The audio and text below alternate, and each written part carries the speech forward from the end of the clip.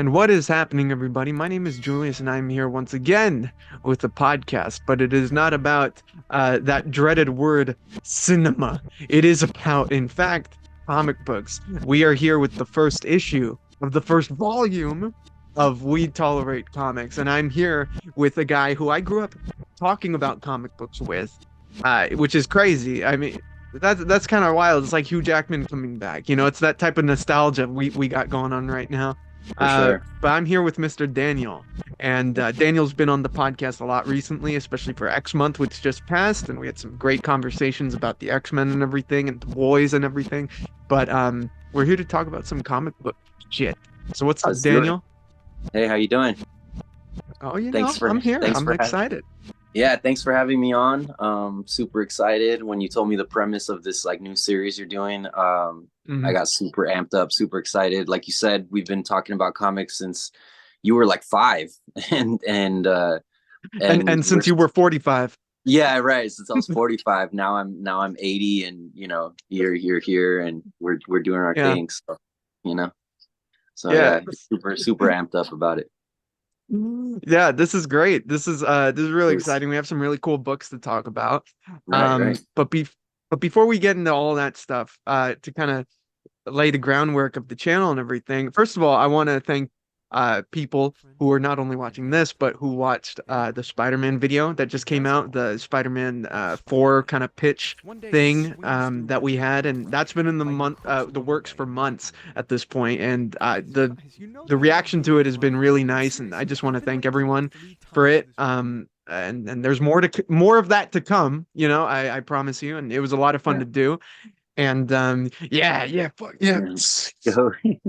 Symbiote. Let's do it. That was a lot of fun. So thank you all for watching that, and I hope you Yeah. enjoyed this podcast.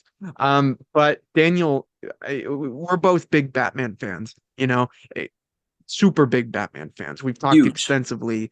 Yeah, Yeah. huge. The amount of times we've talked about Batman probably amount to years worth of content, Yeah. you know, No, we've just about Batman. we've agreed, we've debated, we've discussed, we've dissected it all, you know what I mean? Like we've gone through it. We've gone through it. Batman. Yeah. No, I'm Um, Batman. I know. Yeah, that's the debate right there. Bro, that's yeah. Which one is Batman? Yeah, right, But right. you haven't seen any of the Cape Crusader show, right? No, no, I wish I'm super excited to watch it.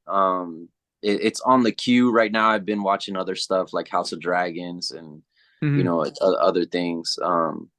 Just getting into the show Evil on Netflix is pretty good. I only seen a few episodes, but that it's pretty interesting. And then Hmm. what else did I watch? Yeah, House of Dragons, and then oh well, I was kind of bummed out, but I was watching The Acolyte, and that really, Oh yeah. Well. yeah, that didn't bum me out. That made me angry. Actually, that made me angry. I Oh, was I I know. was really pissed off, but it I is loved what it. it is. Yeah, yeah, right, right, right. Um. Well, I just finished up the Cape Crusader show, the return of Uh, Bruce Timm, in the animated version of Batman, and of Batman course, kind of rose up to that credibility of mythic status because of the animated series with Kevin Conroy and Mark Hamill and everything.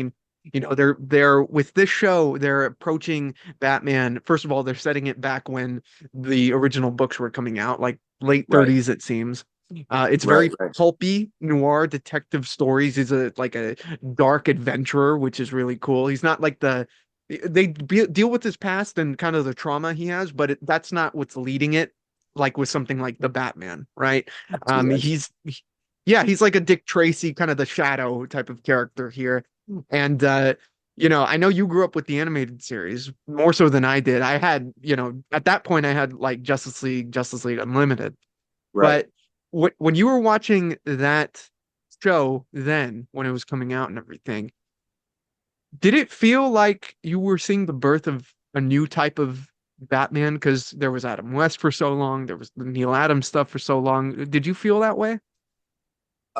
Yes, most definitely I did. The way you're describing Cape Crusader is almost like a throwback to the early days where he was just like an audio comic, you know, Hmm. and you it very similar to Dick Tracy. All you would do is hear his stories on tape, you know. I mean, obviously there was the comics and stuff like that, but in terms of content, like it was really just you know, black and white movie here and there, and then you know Yeah. these radio shows that would be on. I obviously I was you know I was born in the '80s, so I didn't grow up listening to the audios, but my grandfather had them on cassette tape, and he got them for me, and so I was able to listen to the original like OG radio show of Batman and Dick Hmm. Tracy. I had those too, but the Batman ones were they're like how you describe Cape Crusaders, almost like a almost what it seems like or what you're saying, and I'm excited to watch it, but it seems like it's a Yeah. throwback to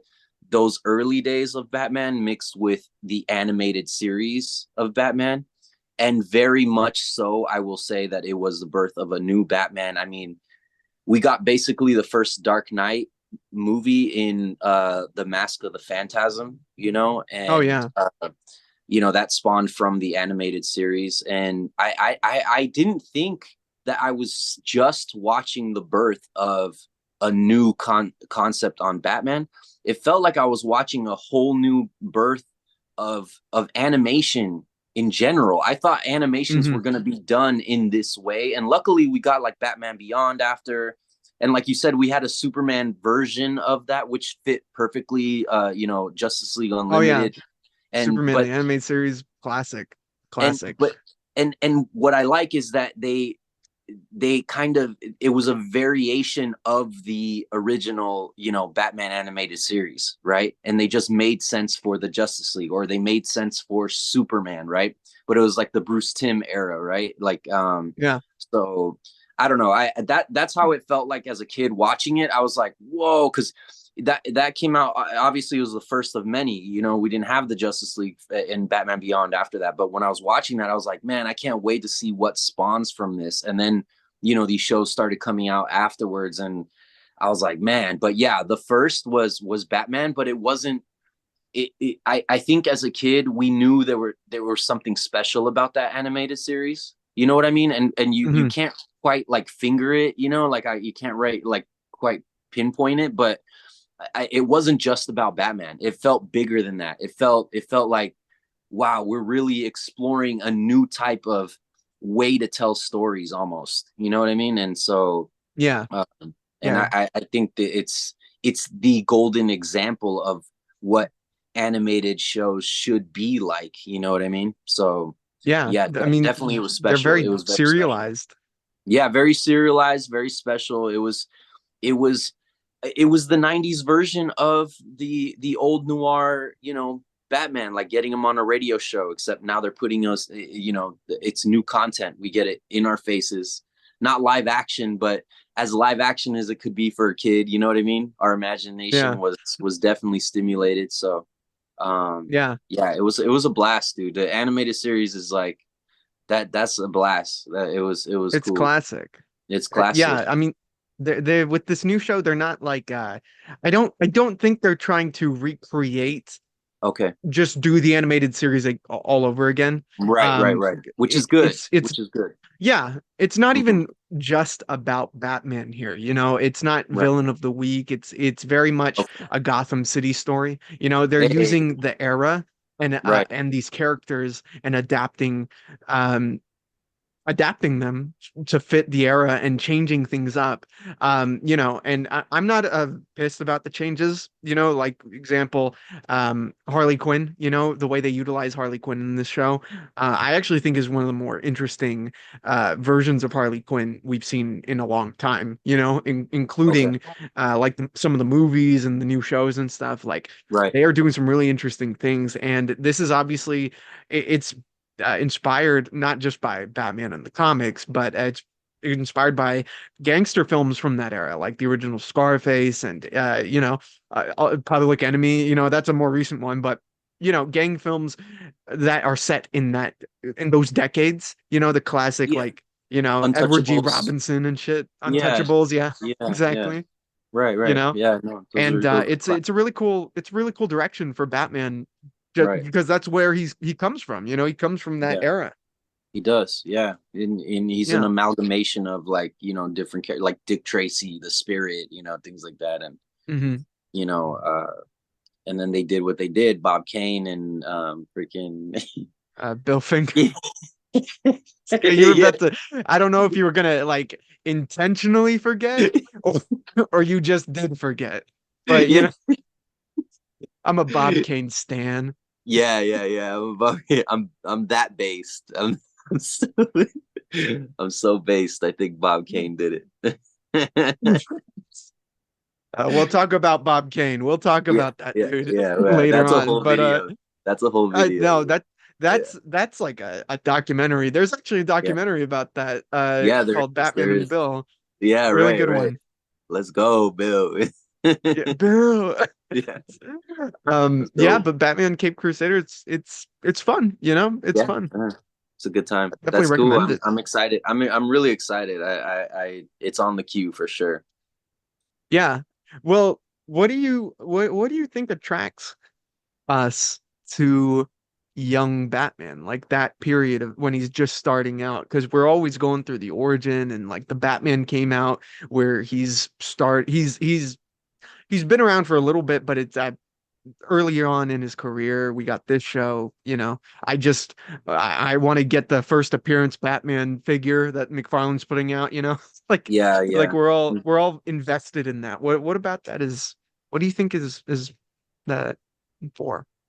Well, I think the noir style just in general attracts people of all creeds and races because and the reason I say that, I'm sure there's people that are like, I don't like noir, but the reason why I think noir in general attracts people is because, you know, like you said, it's usually a tale not of a certain character, but it's a tale of like a place, a setting, a moment in time. And then you're introduced to these characters that are kind of just trying to like try to survive, try to live, and because of the noir style, you're in the mind of each character. I mean, a lot of the times it's narrated by the character that you're following, or some sort of character that has some influence in the story, or is the story is about.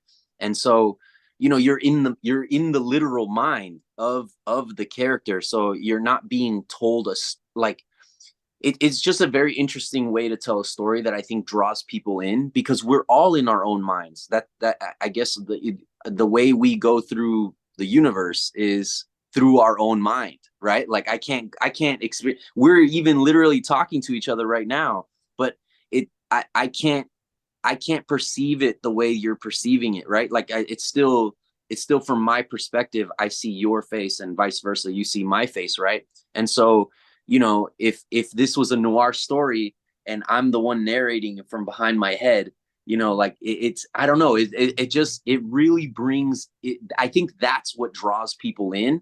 And so now you're putting Batman, that's the character we're following in this like noir style, where you're in the mind of Batman, you're in the struggle of Batman. It makes That's why we all say it. That's why you said it. We literally just said it like a few minutes ago, but we can all feel that at some point.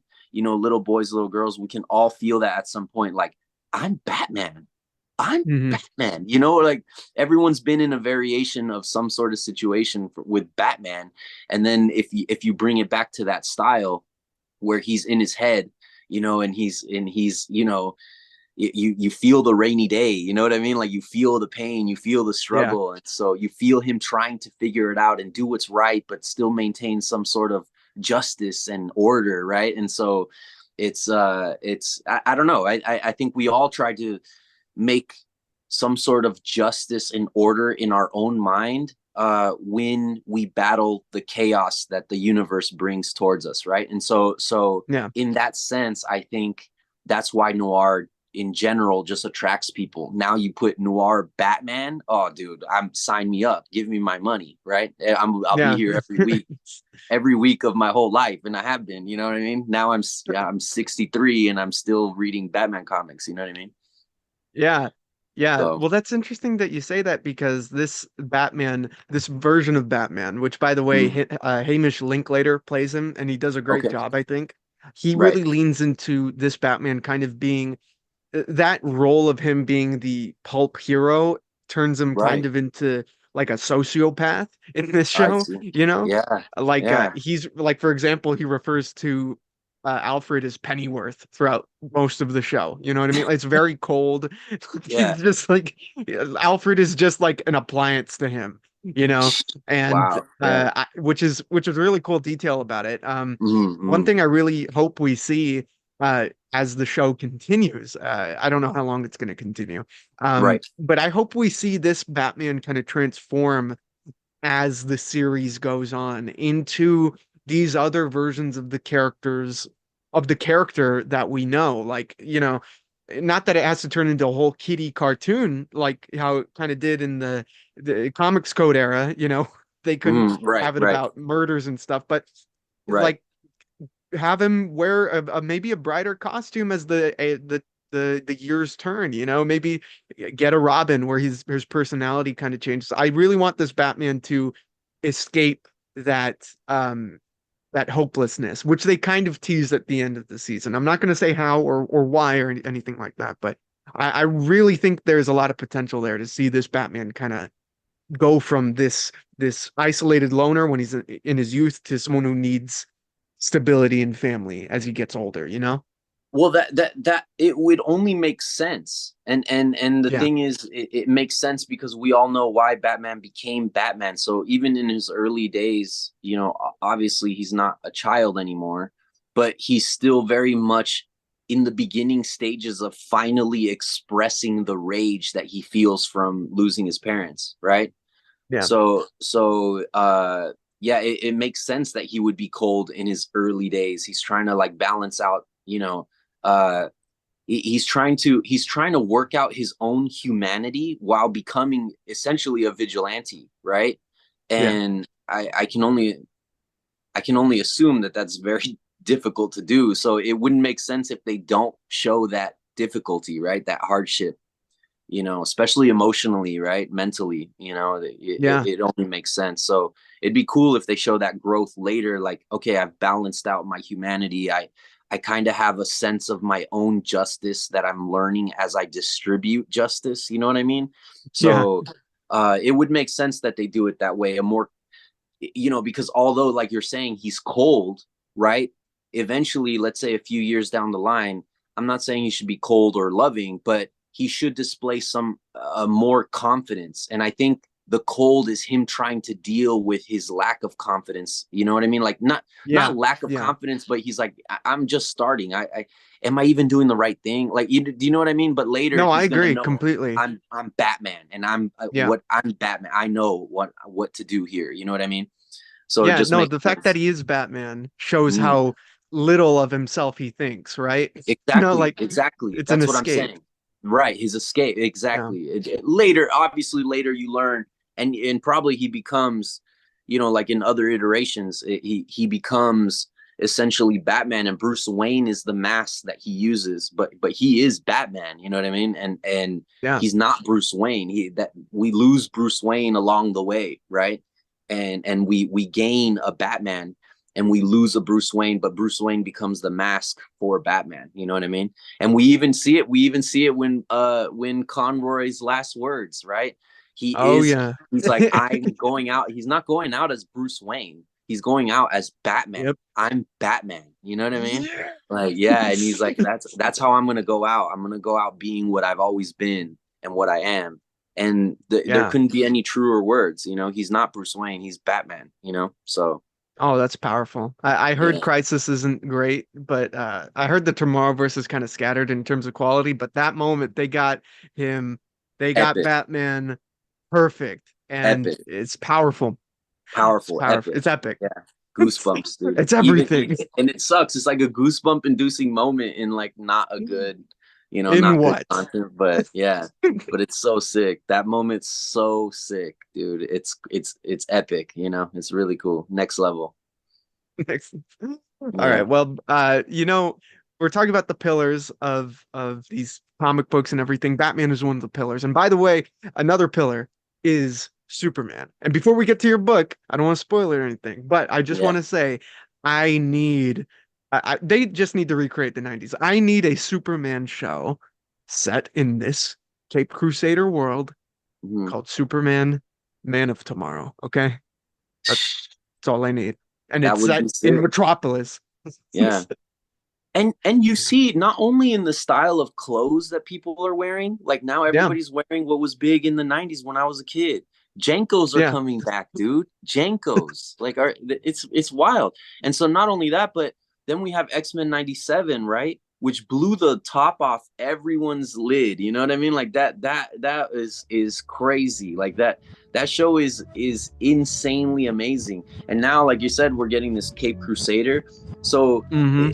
I guess what we're seeing is not just in the style that people dress like in the apparel, but we're seeing the 90s kind of come back in this in a new, almost more visceral way. And it's really cool. I'm enjoying it. I'm enjoying it. So Yeah, yeah, Superman, Man of Tomorrow. Let's do let's it. do it. I don't And know. I don't know who you can get as Superman. Uh, right. I don't know, but someone. Ryan Yeah. Gosling. Ryan Gosling. Yeah. Why not? Why not? You know, Why the who hell cares? not? If you're a fan of Spider-Man and want to see a more mature depiction of the web slinger, if you're a little tired of seeing him in his youth and want to see him deal with more mature adult-centric problems, I definitely recommend Ultimate Spider-Man, written by Jonathan Hickman. It's a great book with really cool ideas, really beautiful artwork. We're 8 issues in and it's really starting to ramp up. It's a part of the new Ultimate Universe, set in a world where Peter Parker was never bitten by the radioactive spider that granted him his powers. In this book, Peter is married to Mary Jane and has 2 children. We've seen the Kingpin, Green Goblin, Matthew Murdock, and Shocker so far. It is brilliantly written. I'm really excited to see what Jonathan Hickman has in store for the Ultimate Universe, and you can tell that Ultimate Spider-Man is a foundation of it. Go to your local comic book store, get a copy, and enjoy. Have a good one, stay safe, and goodbye.